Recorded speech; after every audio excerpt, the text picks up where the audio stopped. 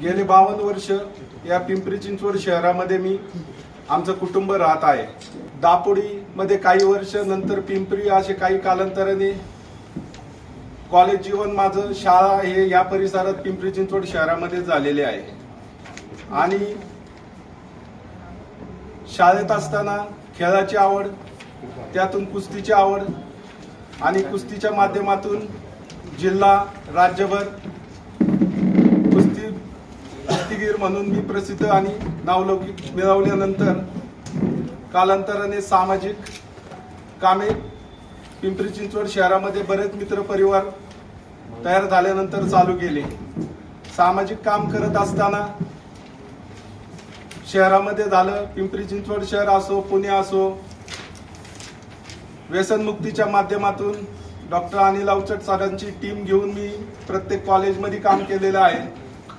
त्याचबरोबर अंधश्रद्धा निर्मूलन, झोपडपट्टी बहुल भागामध्ये तेथील प्रश्न, त्याचबरोबर एड्स निर्मूलन, त्याचबरोबर त्याच्यासाठी असलेली जनजागृती तरुणांमध्ये करणे, हे माझं आजपर्यंत या पिंपरी चिंचवड शहरामध्ये काम झालेलं आहे। काम करत असताना बऱ्याच मर्यादा येतात आणि त्यातून पिंपरी चिंचवड शहरामध्ये मोठं काही काम उभं करता येईल का? या पिंपरी चिंचवड शहरामध्ये बराच बाहेरनं विद्यार्थ्यांचा लोंढा येतो, मुलं येतात, शिकायला येतात, त्यांना पीजी सारख्या ठिकाणचे खर्च परवडत नाहीत, त्यांच्यासाठी वसतिगृहाची निर्मिती करता येईल का?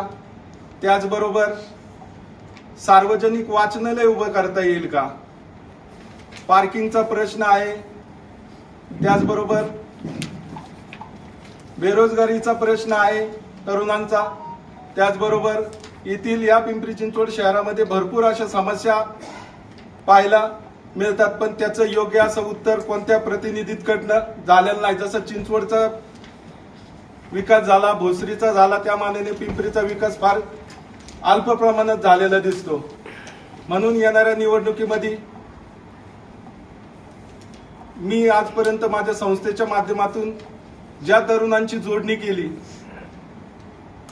ज्या ज्या लोकांना भेटलो, जी लोक माझ्याकडे सामाजिक कामाच्या माध्यमातून जोडली गेली, त्यांच्याकडून यावेळेस भाऊ तुम्ही पिंपरी विधानसभेमधनं इच्छुक राहा, आम्ही तुम्हाला निवडून देऊ, अशा पद्धतीची मागणी त्यांच्याकडनं होऊ लागली। एक व्यापक स्वरूपाचं काम आपल्या हातून उभं व्हावं, तरुणांसाठी व्हावं, उपेक्षित वंचित समाजातल्या असलेल्या सर्व घटकांसाठी काम आपलं उभं व्हावं, त्यासाठी आपण पिंपरी विधानसभेच्या निवडणुकीला उभं राहण्याचा त्यांनी मला आवाहन केलं। त्याला प्रतिसाद देऊन पिंपरी विधानसभेमध्ये मी इच्छुक म्हणून उमेदवार आदरणीय शरद पवार साहेब यांच्या राष्ट्रवादी काँग्रेसच्या पक्षातून मी निवडणूक इच्छुक आहे।